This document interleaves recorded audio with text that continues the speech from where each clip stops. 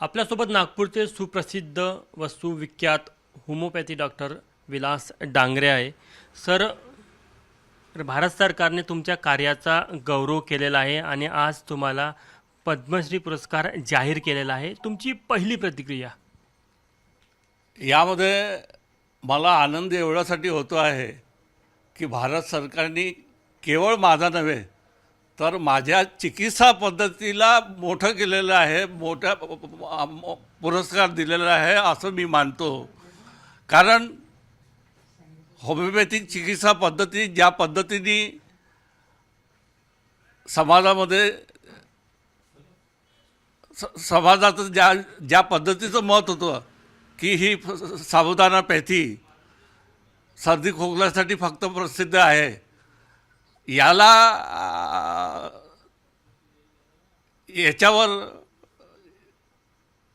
फार मोठी लोकांची प्रतिक्रिया राहील की नाही, होमिओपॅथी चिकित्सा पद्धती ही केवळ सर्दी खोकल्याची नाही तर असाध्य रोगही यामुळे दुरुस्त होतात, चांगले होतात, हा भाव समाजामध्ये निर्माण झाला आणि म्हणून त्याचा आनंद मला जास्त होतो आहे. अनेक वर्षापासून तुमचं कार्य आहे या क्षेत्रामध्ये. आज कधी कळलं तुम्हाला की भारत सरकारने तुम्हाला पद्मश्री जाहीर केलं? आज दुपारी 11:30 वाजता होम मिनिस्ट्रीकडून फोन आला आणि त्यांनी सांगितलं की अशा पद्धतीचा पुरस्कार आम्ही देतो आहोत, याला तुमची मान्यता हवी आहे. तर मी अगदी म्हणजे मोठ्या अंतःकरणाने, कारण हा जो पुरस्कार आहे हा जनता जनार्दनाचा पुरस्कार आहे, हे मी ग्रहण केलंच पाहिजे हे समजून मला याचा आनंद झाला. याची सुरुवात कधी झाली, काय सांगाल? तुम्ही जेव्हा प्रॅक्टिस करायला सुरुवात केली ती कशी होती आणि केव्हापासून? साधारणपणे 80च्या दरम्यानमध्ये इमर्जन्सी नंतर माझ्या खऱ्या अर्थाने प्रॅक्टिसला सुरुवात झाली. कारण इमर्जन्सीमध्ये पूर्णपणे ज्याला आतमध्ये होतं असं म्हटलं तर काही वावगं होणार नाही.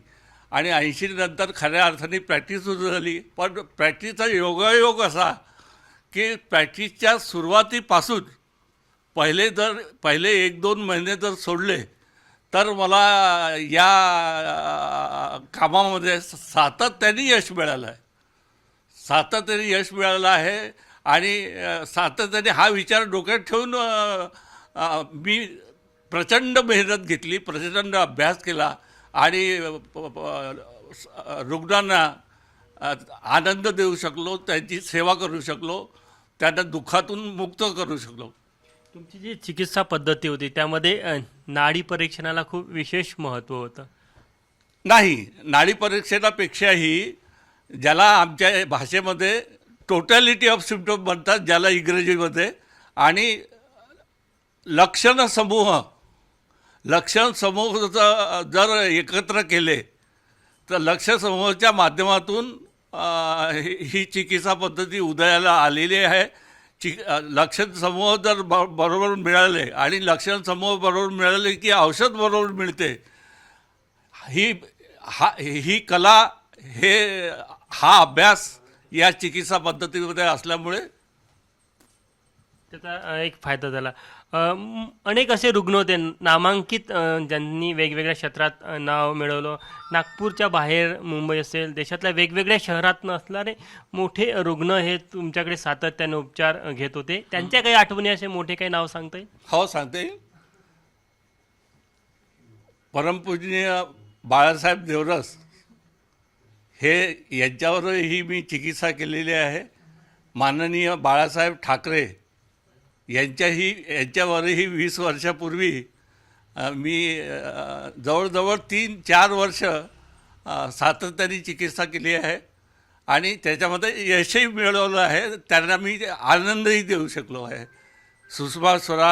माननीय सुषमा स्वराज, माननीय नितीनजी गडकरी, माननीय भूतपूर्व खासदार आपले विलासजी मुत्तेमवार यासारखे, देवेंद्रजी फडणवीस यांच्यासारखे, शिवराज चौहान मध्य प्रदेशचे मुख्यमंत्री, हे सुद्धा माझ्या दवाखान्यात सातत्याने यायचे आणि त्यांचं औषध द्यायचं. आज जेव्हा तुमचा या पुरस्काराने सन्मान झाला, मागे वळून पाहताना आणि इतर जे होमिओपॅथी क्षेत्रामध्ये प्रॅक्टिस करतात त्यांना काय सल्ला द्याल? आपला विश्वास स्वतःवर एक आणि आपला विश्वास आपल्या चिकित्सा पद्धतीवर हा जर आपण कायम ठेवला, त्याच्यावर दृढ निष्ठा ठेवली, त्याच्यावर जर प्रेम केलं तर आपण यश मिळवण्यामध्ये यशस्वी होतो. हा माझा संकेत आहे. बरं, या संपूर्ण तुमच्या यशामध्ये जेव्हा आज मूल्यमापन होताना दिसतं आपल्याला, तेव्हा कुटुंब असेल, तुमचा मित्रपरिवार असेल, यांचं कशा प्रकारे योगदान राहिलं? माझ्या कुटुंबाचा माझ्यावर अतिशय मदतीचा हात राहिला आहे. माझ्या पाठीवर अतिशय हात राहिलेला आहे. माझी आई 12 वर्षापूर्वी गेली. ती सातत्याने आशीर्वादाच्या रूपामध्ये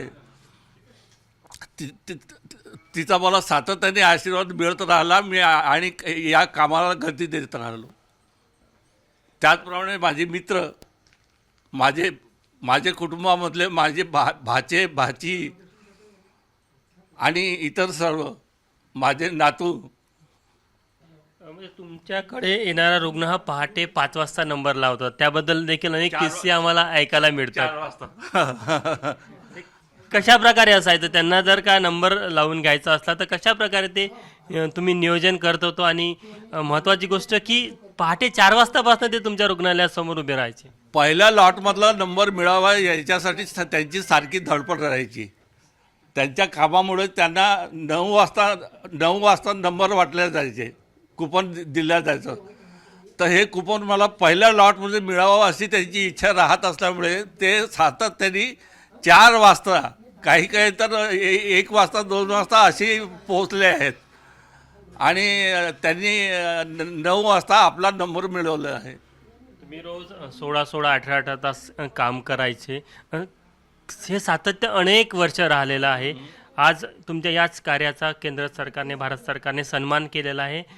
त्यांचे आभार कसे व्यक्त करा? काय आहे, लोकांच्या दुःखातून, लोकांचे दुःख पाहून अंतःकरणामध्ये जो भाव निर्माण होतो, ज्या संवेदना निर्माण होतात की नाही, हा रुग्ण चांगला झाला पाहिजे, हा माणूस चांगला झाला पाहिजे, हा भाव अंतःकरणामध्ये असल्यामुळे मी 18 तास काम करू शकलो. आळस हा विषय माझ्या याच्यातून संपला आणि सतत उत्साह केवळ त्याच्या दुःखाकडे पाहून की मला ही गोष्ट करायची आहे आणि केली पाहिजे आणि मलाच केली पाहिजे. नितीन गडकरी तुमचे खास मित्र होते, त्यांचं कसं सहकार्य राहिलं? एकदम चांगलं. त्यांनी सातत्याने ते स्वतःही यायचे. दर 15 दिवसांनी, 1 महिन्यानी त्यांना जेव्हाही वेळ मिळेल. सुरुवातीच्या कालखंडामध्ये ते घरी यायचे, पण नंतर दवाखान्यात आलं तर ते दवाखान्यात यायचे आणि प्रत्येक पेशंटला म्हणजे त्यांना भेटणाऱ्याला ते सातत्याने सांगायचे की नाही बस आता बाकीचं सर्व आटोपलं आहे, माझ्या मित्राकडे जा, डॉक्टर नागनेंकडे जा. म्हणजे तुमची ते प्रसिद्ध पण करायचे. हो. तर आपण बघू शकतो की हे आहे नागपूरचे प्रसिद्ध होमिओपॅथी डॉक्टर विलास डांगरे, ज्यांचा भारत सरकारने पद्मश्री देऊन सन्मान केलेला आहे. आणि त्यांचा जे कार्य आहे ते फक्त नागपूरच नाही, महाराष्ट्र नाही तर देशामध्ये देखील विख्यात आहे. त्यामुळे आज भारत सरकारने त्यांची दखल घेतलेली आहे. कॅमेरामॅन अतुल हेडेसह तुषार कोहळे, ABP माझा, नागपूर. ABP माझा, उघडा डोळे बघा नीट.